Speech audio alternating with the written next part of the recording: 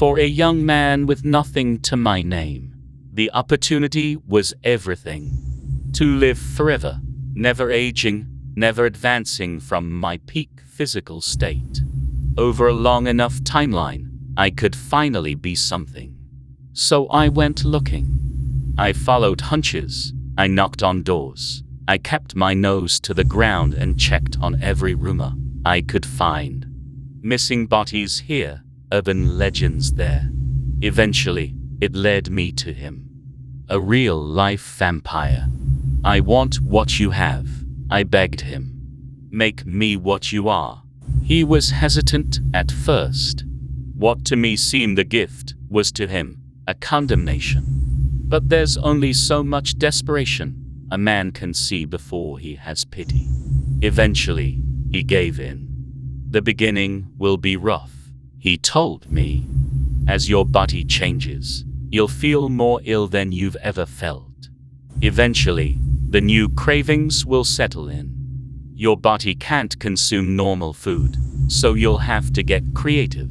Don't draw attention to yourself, don't get staked through the heart, and whatever you do, do not stand in direct sunlight. And don't forget, you're here forever. The beginning was utter agony, but eventually I adapted. I felt better, stronger than ever before. Years turned to decades, decades to centuries, and I didn't change a bit. I moved around a lot, generated the kind of wealth you only can in the long run. Life was just a series of flings and conquests, blowing time and money on anything that could fill eternity. And then I met her. We hit things off right away. We were inseparable. She was my everything, the love of my endless life. I'd seen the entire world, and I could tell you that she was the best thing in it. It was a rocky conversation, but she didn't mind what I was, or the hurdles we'd have to jump to be together. She loved me for me. For the first time in my life, I felt truly content. But time marches on. We moved in together. We got married. We lived a happy life. And she did what all humans do. She grew old. In what felt like seconds, she was gone. I'd finally found something worth truly living for, and she was gone. Years ago, I'd resolved that this was it. I didn't want to live in a world without the love of my life. Ironically, eternity seems only suited to those with nothing to live for. And that just wasn't me anymore. For the first time in ages, I sat on the roof and watched the sun rise. I wasn't afraid of what was coming. I was content. I had faith I'd be with my love again. I was doing it for her. Then I remembered those words I heard centuries ago. Don't forget, you're here forever. As I blow across the street we once called home, every particle of my being has but one feeling: pain. An everlasting, eternal pain.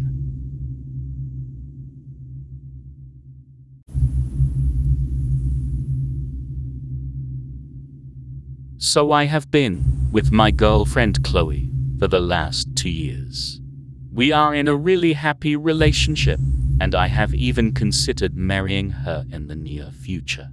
The only issue I have with her is that she is constantly comparing me to her ex-boyfriend Mark. It is really annoying, and it is kinda starting to hurt my feelings. If I ever do something wrong, then she would always point out that Mark wouldn't have made that mistake. I know that they were childhood sweethearts and were together for over 10 years, but I really think she needs to stop doing this.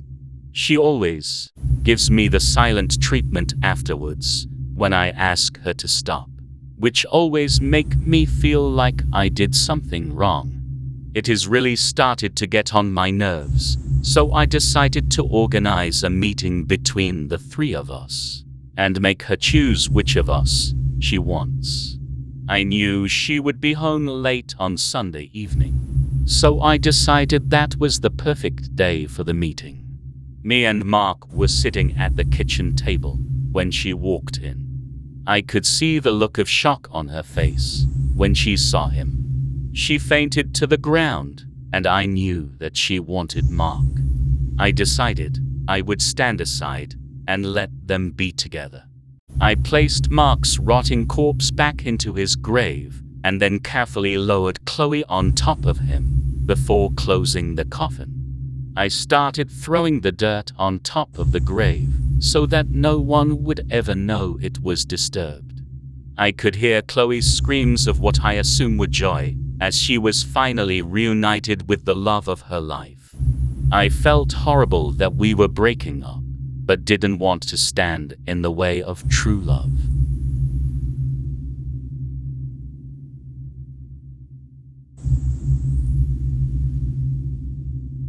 We buried Mom in the yard. Dad skipped the ceremony, obviously, since everybody knew he was the one who murdered her. Showing his face would have just been disrespectful. My big sister Ruth took the lead instead. She gave a real heartfelt speech, one that moved everybody to tears. Not that we weren't already. And then she told me to toss a handful of acorns on Mom's body, so an oak tree would grow to mark her place. From then on, it was just the two of us, me and my big sister Ruth. Dad never answered for his crime, even though the sheriff knew exactly what happened. I imagine he was secretly relieved to finally get some relief. I still remember hiding under the bed with Ruth night after night, her dialing 911 on the rotary phone, while I prayed for the fighting to stop, both completely terrified. Throughout the next 40 years, I occasionally heard about my father's drunken escapades out west. I should really sign up to one of those DNA sites sometime. I've probably got around 24 half-siblings out there. It was a little after Ruth's 57th birthday when she got the diagnosis. Brain cancer. The kind you don't recover from. And even then, Dad still didn't reach out. Bastard wouldn't even call the hospital. So imagine my surprise when he turned up one sunny afternoon, completely out of the blue, hat in hands. In a complete state of shock, I brought him inside and made a pot of coffee. He said he regretted his past actions, all the missed birthdays, the endless drunken rows, and not visiting Ruth during her final hours. But above all, he said he regretted what he'd done to my mother. I asked if he'd like to see the memorial I'd built for her. He said he'd like that a lot. I took him out into the yard. In the spot where we buried Mom, a tall oak tree now stood. And as Dad dropped to his knees and cried, the tips of branches began to creep forward. One poked his shoulder, another jabbed his neck. He whipped his head up and batted them away, wearing a puzzled expression. Roots ripped from the ground and searched for Dad's torso. When he tried to run, one coiled around his ankles and slowly reeled him back, inch by inch. And then he was hoisted into the air as tree limbs enveloped his wrists. Dad screamed, but not for long, because a crooked branch, thicker and longer than an amputated arm, shot through his back and out his chest. He gave an air-choked groan. Then blood came out of his mouth in a fat spurt. In the underside of the trunk, I nailed up a shelf at waist height. Resting on top was a framed photo of Ruth, my mother, and me. All three of us were smiling. And as I hugged it tight, branches bent down, so the leaves could warm me like bird feathers. I love you, Mom.